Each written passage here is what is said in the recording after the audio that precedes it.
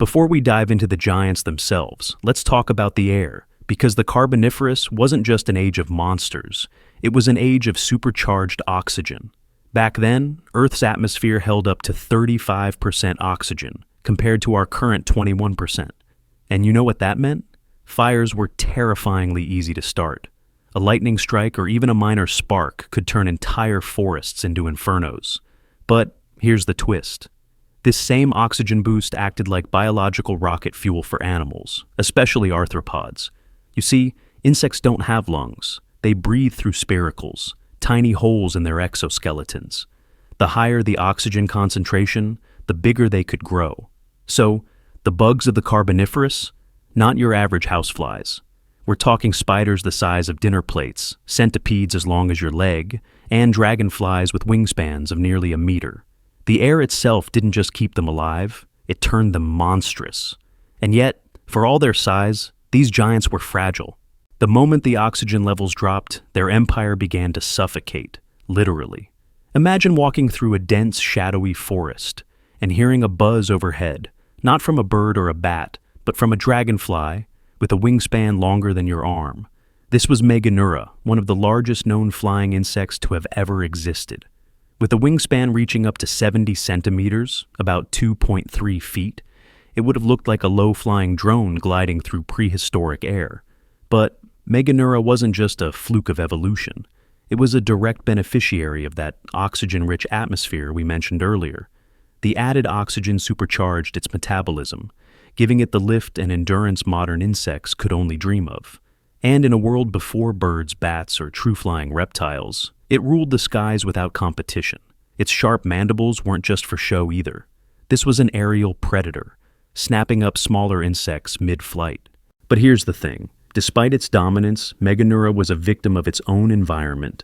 As oxygen levels began to fall in later eras, its overgrown respiratory system became a liability.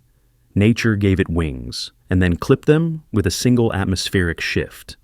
Down on the forest floor, beneath the dense ferns and spore-heavy air, crawled a creature so large and strange it could stop you in your tracks. Flora. At over 2.5 meters, 8 feet long, this colossal millipede looked like a living train of armor plates, silently gliding through the underbrush. And the most unnerving part? It wasn't a predator. This titan was a vegetarian. Unlike the creepy crawlies we squish today, Flora had no natural predators. Why? Well, nothing else on land was big enough or strong enough to take it on. That, combined with an endless buffet of rotting plant matter in the swampy forests, meant it flourished, for a while. You see, its rise was perfectly timed with that warm, wet, oxygen-saturated world. But when climates shifted and forests began to shrink, Flora lost its habitat. More importantly, as predators got faster and ecosystems diversified, its sheer bulk became a problem, not a protection. So this peaceful behemoth, once untouchable, simply vanished, crushed not by fang or claw, but by change. Now, let's dive beneath the surface, literally. Because the Carboniferous oceans weren't any less bizarre than the forests, lurking in those ancient seas was a creature that looked like a bad idea, sketched in the margins of a bored student's notebook. Helicoprion. Picture a shark, with a circular saw for a lower jaw. This buzzsaw shark didn't just look strange, it was strange. Its spiral of teeth, known as a tooth whorl, sat where most sharks have a neatly aligned jaw. Scientists once thought it might have unrolled like a weapon, or even protruded from the snout. Today, we believe it was tucked into the lower jaw, like a deadly pasta roller for soft-bodied prey. And here's the kicker. Despite decades of study, we've never found a complete skeleton. Only the bizarre tooth whorls fossilized in stone. It's like trying to understand a car by just looking at the steering wheel. Still, Helicoprion was a survivor. It swam for millions of years, far outlasting the Carboniferous. But eventually, more efficient predators took over, and the last of its kind disappeared into deep time. Its legacy? A fossil that still stumps scientists today. Not every monster in the Carboniferous was armored or winged. Some slithered through murky waters with jaws agape and eyes just above the surface. Meet Crassigyrinus, a creature that looked like it couldn't make up its mind. Was it a fish? An eel? A crocodile? In truth, it was none of the above, but had features of all three. Stretching nearly 2 meters long, this primitive amphibian had a long, sinuous body, perfect for stealthy swimming in swampy channels. Its tiny, vestigial limbs were virtually useless, remnants of a land-walking past, but its jaws, massive, lined with backward curving teeth. Crassigyrinus could lunge out and clamp down on just about anything unfortunate enough to come close. It wasn't pretty, it wasn't graceful, but it was effective. What's remarkable is how this awkward predator thrived without ever needing to evolve sleek fins or proper legs. It found its niche early and milked it for all it was worth, until changing environments and rising reptilian competitors left it behind. You see, in the swamp, subtlety and surprise worked, until something smarter or faster showed up. Now, let's talk about the forest itself, because the towering plants of the Carboniferous weren't quite what they seemed. These were not the strong, woody oaks and pines we know today.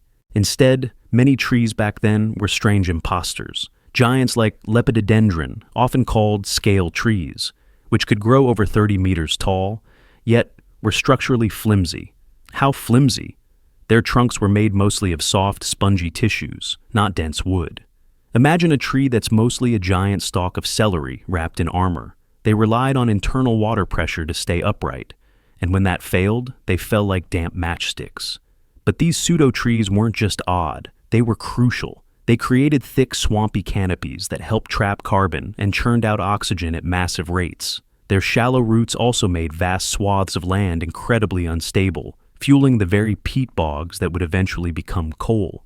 Ironically, the success of these soft giants sowed the seeds of their downfall. When climates cooled and drier conditions spread, they couldn't compete.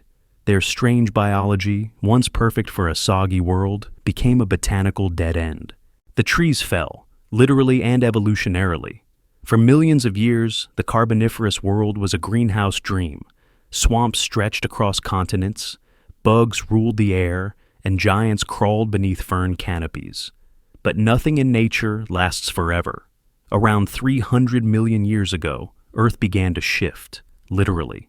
Tectonic collisions raised mountains. Global climates cooled. Sea levels dropped. And just like that, the lush wetlands that had fueled this strange era began to vanish. The once dominant coal swamps dried up.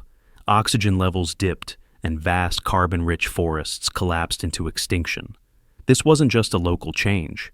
It was a full-scale ecological reset. The disappearance of the swamps meant the collapse of entire ecosystems. Insects shrank. Amphibians floundered. Many of the bizarre megafauna simply disappeared, unable to adapt quickly enough. But in the void, new contenders rose. Reptiles, tougher, more adaptable, stepped onto the stage. Their ability to lay eggs on land, survive in drier climates, and move with greater efficiency laid the groundwork for a new chapter. And thus, the Carboniferous curtain fell, not with a bang, but with the slow, suffocating silence of a swamp drying under the sun. Ultimately, the arrival of humans marked the end of an era for these magnificent, isolated ecosystems. A world of giant, often flightless creatures and fragile biodiversity, unprepared for sudden change, faded into memory, leaving behind traces in bone, myth, and cautionary echoes about the power of our presence. If you found this glimpse into Earth's forgotten age fascinating, you'll love what came next, because when the giants fell, the reptiles rose. Subscribe for the next chapter of Prehistoric Power, and as always, stay curious.